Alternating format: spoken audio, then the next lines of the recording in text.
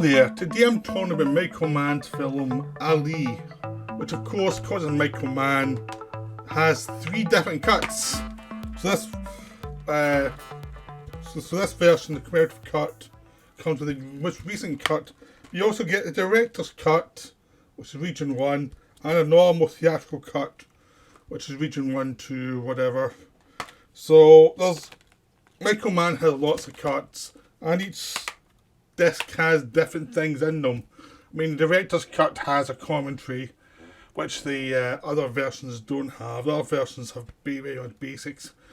Then again, the commemorative cut is actually the best version of the film, and it's the shortest. So there's like three different versions.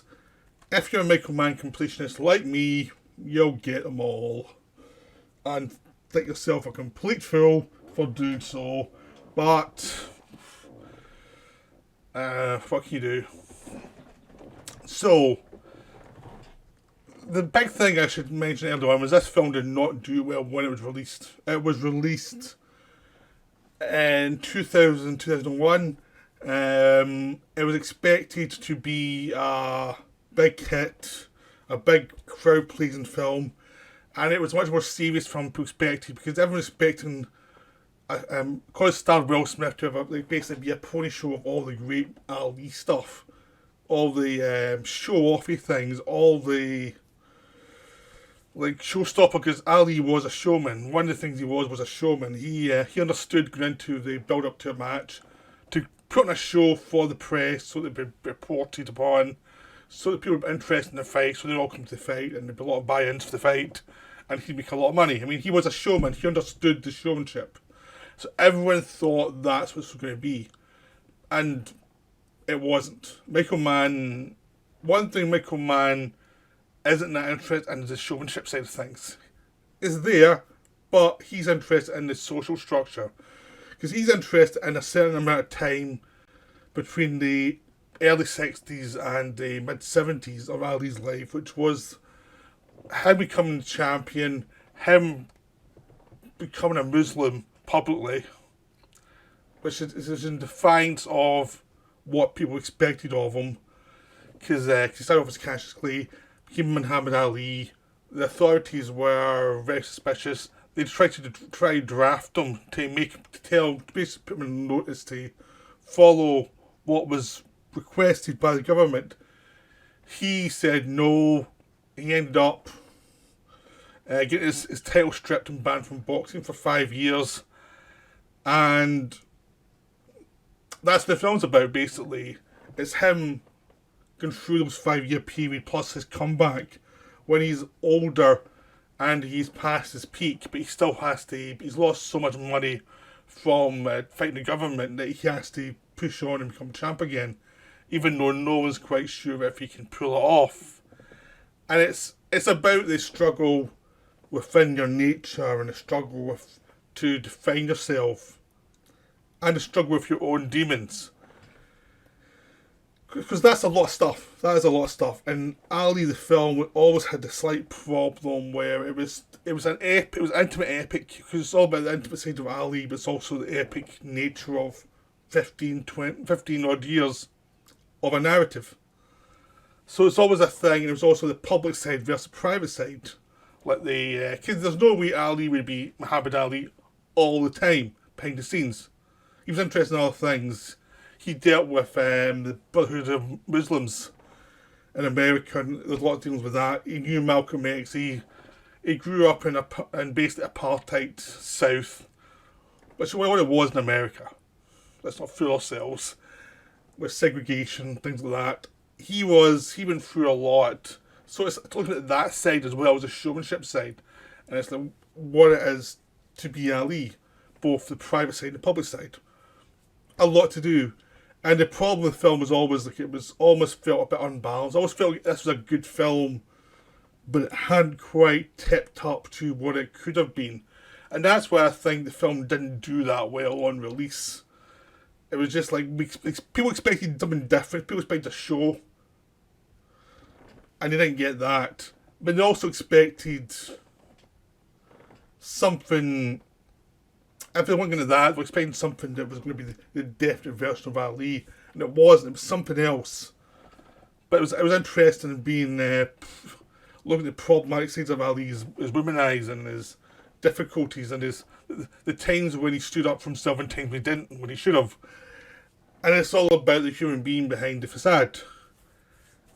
And I think the problem was there was always like 5 or 6 movies in here that all had to be balanced out because there was different sides of him. There was the side of him who wanted to get married. There was a side of him who didn't want to be married. There was a side of him who was loyal to his friends. There was a side of him who was trying to be loyal to the Brotherhood of Muslims.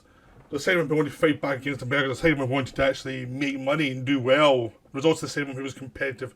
He wanted to be a champion, always viewed as a champ. So there's lots of stuff floating in there. And there's not one that's actually going to be dominant in his personality. There's going to be contradictions that are always going to float through him.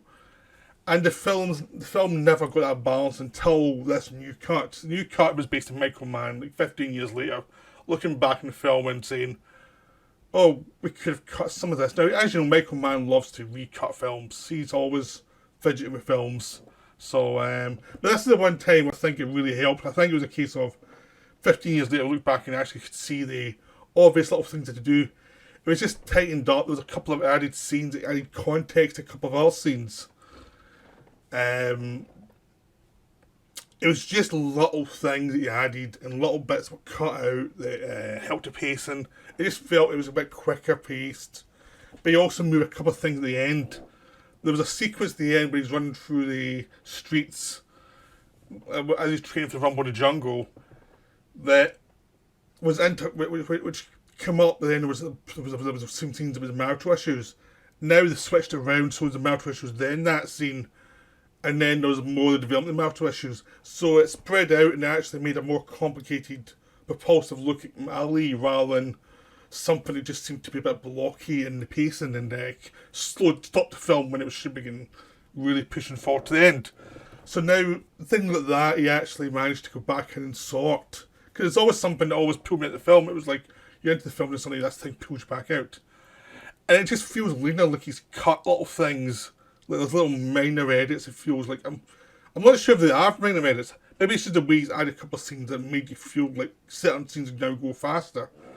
But the film feels leaner and it just feels like it's much more, from what I always felt the film was from his point of view, this version of Ali, his point of view and how he sees the world.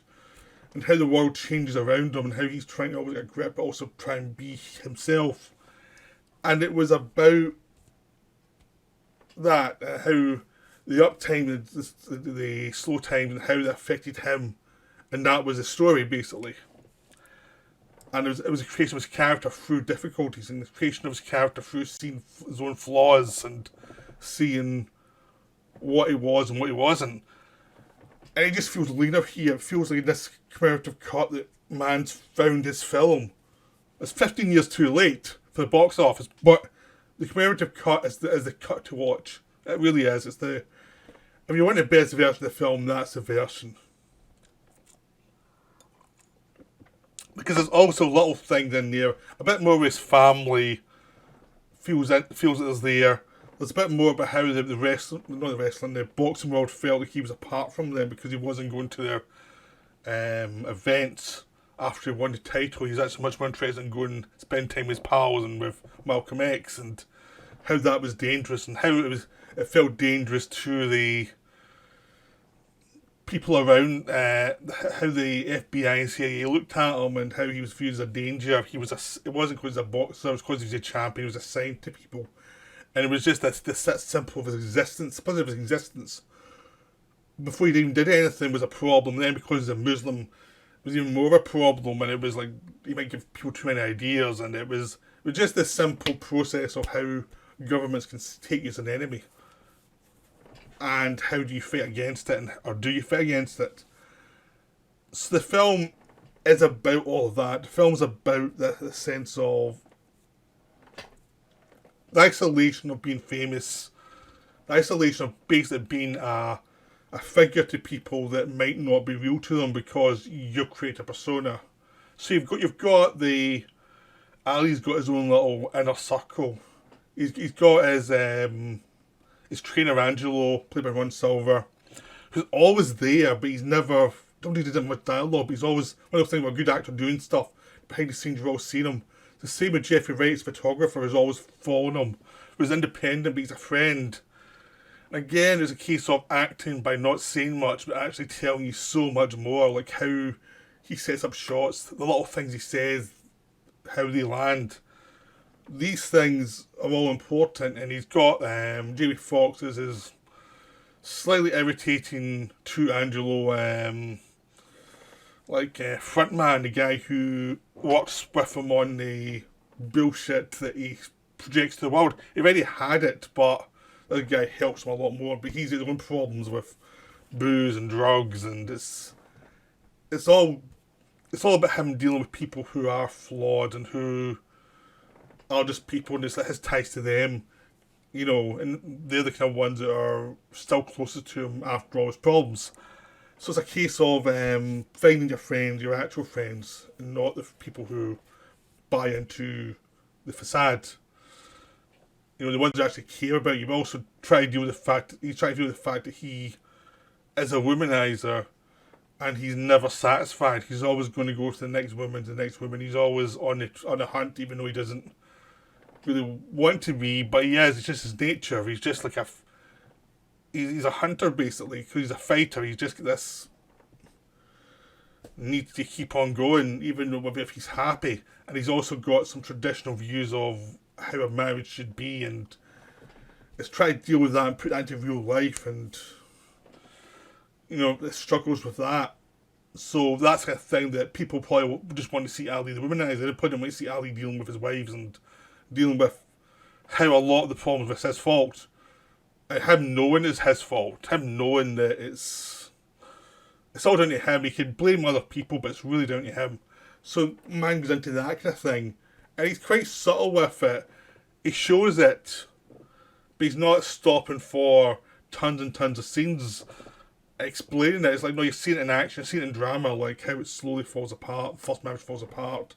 Then the second one seems to go well for a while until Ali comes back, and then suddenly it starts to fall apart. There's this sense of him always being someone who wishes he was better than he was.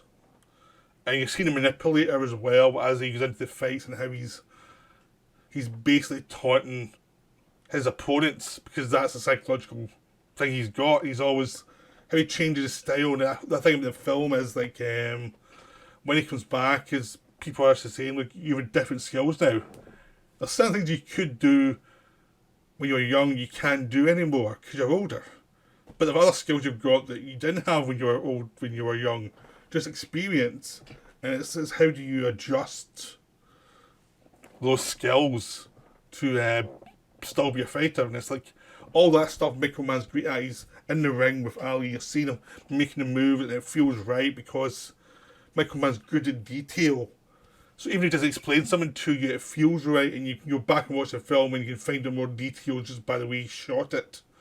And there's a lot of things in this film it's not what's said, it's a bit the reaction of someone thinking. It's actually much more important than the actual dialogue. There's lots of like really good supporting performances. You've got like a young Don King who Ali really can't stand, but he's having to deal with because he wants the money from the big fight. You know, Howard Cosell played by John Voight. You've got lots and lots of little detail. You see a lot of people in the fighting world who Ali is going to be competitive with, but behind the scenes they're actually fine because they understand the difference between the show and the fight and real life. It's the boxers understand there is a difference. You can't just be your persona all the time. So they're very good at that kind of detail, like how someone can operate in the world as well as being in this bigger facade. And the idea of the facade's a facade, the showmanship's a showmanship. And sometimes Ali uses showmanship to get his point across. But a lot of the time it was like, it's about the details behind the scenes that you're not going to see that are the important things. Like it's dealing with Malcolm X, you know, which is terrific. Played by Mario Van Peebles, and probably his best performance. He's really great in this. He kind of dominates the first third of the film. The Malcolm X stuff is terrific, and it's actually better than the film Malcolm X because it's so well done. And it's also so well cast. You just get who Malcolm X is in this one. He's just this figure who's really struggling, really torn, and he's going to get taken out by the authorities because they're scared of him. And that's like a fate Ali. They try and do a different thing with Ali, but it's like a same thing of, it's basically racism. We don't want this underclass for, you know, that's the idea is they don't want the underclass to rebel. They don't want figures to come up and give them trouble like the Black Panthers did later on. So it's showing you the performance in America and how it affected Ali. I mean, pacing wise, the film starts and ends really well.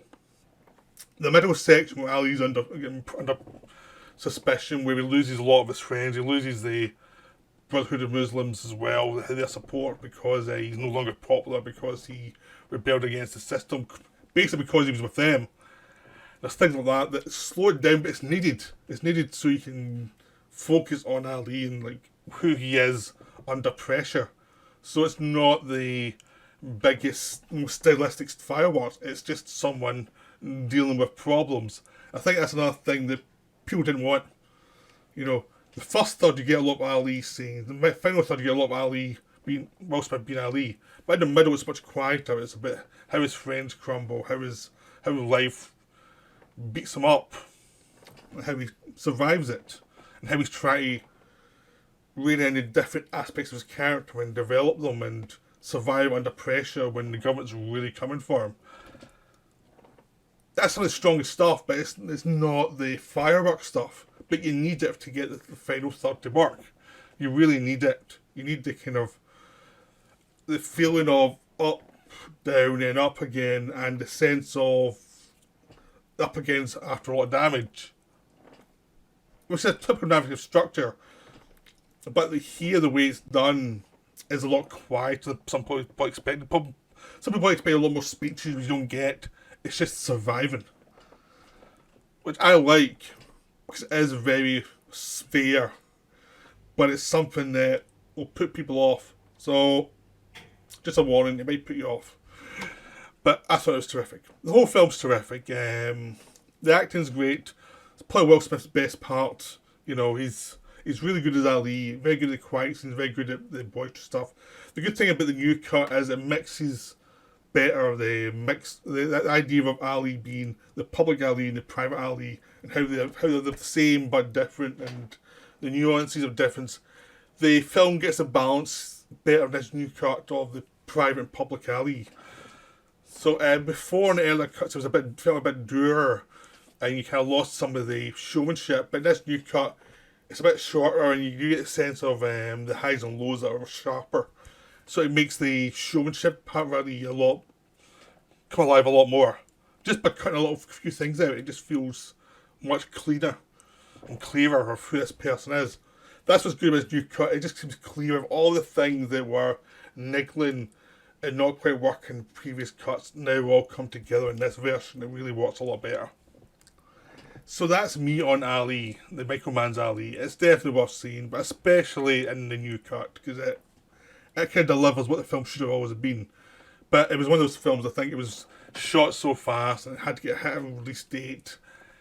And I don't think they had a chance to sit with it and make those final decisions that they really needed. You find out a lot of films that sometimes, if they'd gone another 6 months, it would have been a much better film, because they could have just sat back and seen, no, we don't need that, we need that, and just fiddle with it a lot more, you'd probably get a better film.